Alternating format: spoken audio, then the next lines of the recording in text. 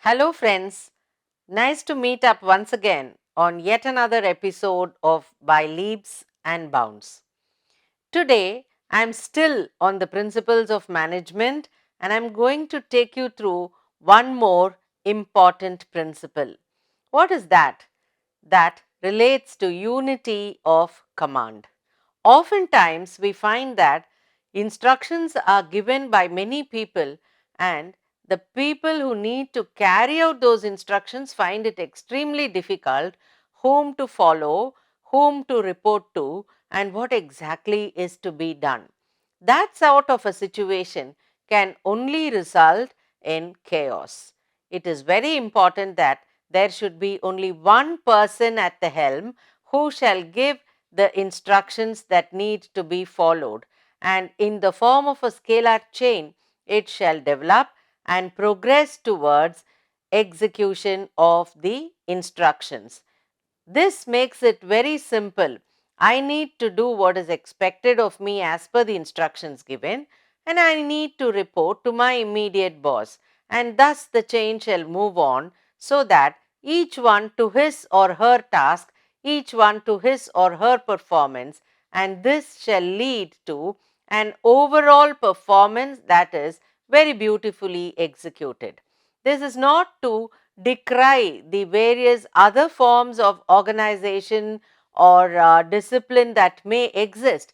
This is only to emphasize that at least at the lower levels, it is very important that there should be one person doling out the instructions and the others to carry them through. Let me clarify with an example. An organization exists. This organization is the center of power and authority. How does it function? The organization cannot just function by having a few followers. Therefore, in order to execute all its functions, the organization shall constitute committees and practice decentralization. In these various committees, there will be smaller heads, and these smaller heads have other subordinates reporting to them while they report to the centralized authority. Now, this function here creates responsibilities at various levels. There is a power center, and then there are responsibility centers, and then there are people who actually carry out the various jobs. So, here we have seen a central organization, decentralization of authority, and actual execution which takes instructions through a scalar chain.